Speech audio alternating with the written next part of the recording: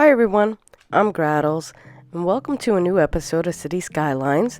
This is New Brighton, and the last time we left off, I had completely changed the whole highway up, and that I did a quick time lapse on pretty much. I did a lot of stuff in that video. Over here you can see we actually finished the amusement park, and I do leave that in. I have footage of that coming up in this video, and today we're going to add metro and services to the high density. And if you're new to my channel and you don't know what we're all about, I do City Skylines tips, tutorials, let's plays, and yeah, subscribe, like, comment, share, and I also do a couple other games as well. So yeah, let's get into this.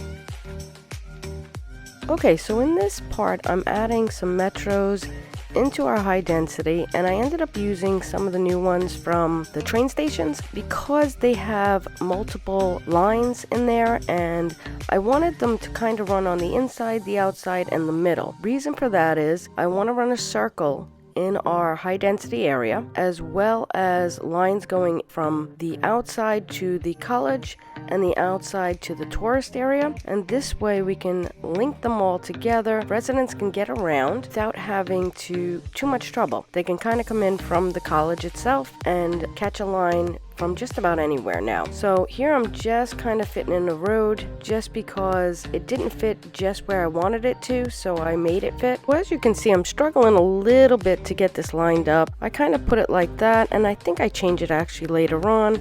But then I move down to the other side and I kind of make it into a quadrant. So this way all four corners of the high density can get access from the metro. In this part, we start running our tracks to each of the metro stations, and I wrap them around in a large circle.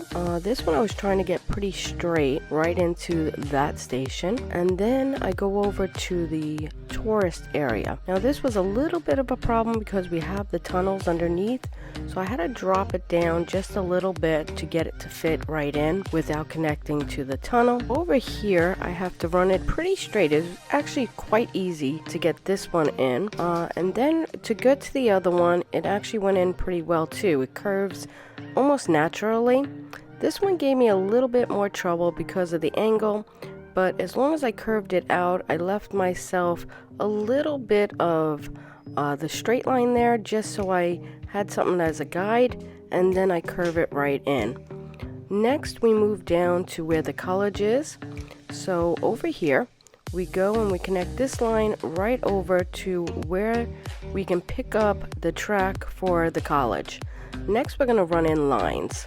Okay, so now we're running our lines, and I'm going from the inside and I'm running it just one way in a big round circle, and we will turn around and go on the outside and run it in the opposite direction. So here we come in and we start to run a line from the college to the one metro and back, and then we run it from the tourist area to this metro and back. So in this next part, I think the 4 metro stations may not be enough, and I think about running the base game metro right down to our zoo here, and then on the other side a little bit closer to our highways in here.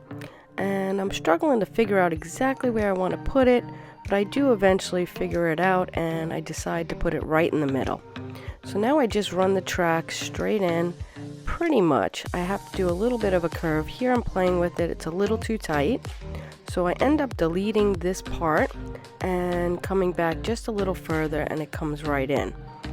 The next thing I do is do the same thing on all the sides, just to come into all the angles.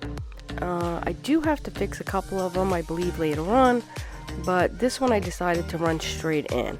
As you can see, it worked better, and then I could just add the line right to it and just move the line right over. So right here I'm just waiting for the lines to connect up, and they usually just do it on their own. Once the lines connect in, you do have to add a stop there, so don't forget to do that. So now here's the part where I had to delete some of this to get it to come into this station, and once I did that I had no problem with it connecting, and I run the line from there to that metro and back, so this way they can all connect up there, and I'm connected on the zoo side already by pulling those lines in. Now that we completed the metro, I run a road off to the side here, and I add services over here that aren't exactly necessary, but I like to add them. They are the helicopter depot, the medical helicopter depot, the road maintenance, as well as the park maintenance. And I just add all the services in over in this area, and this way it will help with all our citizens getting everything they need and keeping up with our roads and our parks. And I go ahead and I actually add decorations to this. So yeah, this is quite nice. I actually take the time out to really detail this whole area up nicely. So as you can see, I'm just adding some paths, some trees. I add some fencing. I'm having a lot of fun with the detailing lately, and I do add a lot of detailing in this episode with the parks and the schools and a lot of the metros. So now we move down to our metro station and we start adding some detailing in here. I'm thinking about adding an elementary school, and during this process I'm thinking about how many elementaries I want to add, how many high schools I want to add to this whole high density area. And I thought 4 elementaries as well as 2 high schools should work in the high density, and I went to town kind of detailing this. Now I also strategically placed each one of the schools by the metro stations, and I did that because the metro stations do put off a lot of noise. As we know, the residents do not like a lot of noise, so I thought by putting the schools next to the metro stations, adding a few parks around there should definitely fill the space better. And then I could also add a couple of office spaces to separate them a little bit more from the residential area. Here I'm just adding the high schools, and I did have to delete a bit of the road on the high schools to get them in, but they're catty corner from each other to service more residents. But really, this is just all out detailing. I do add some extra playground in the backs of the elementaries. I put basketball courts, tennis courts by the high schools, and yeah, I just kind of really went to town with detailing.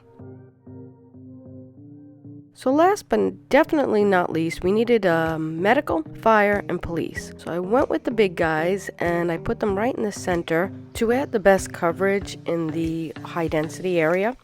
And I just connect some walking paths and some bike paths to them and add a few trees, and I think it looked pretty good. Next, let's go ahead and check out our amusement park.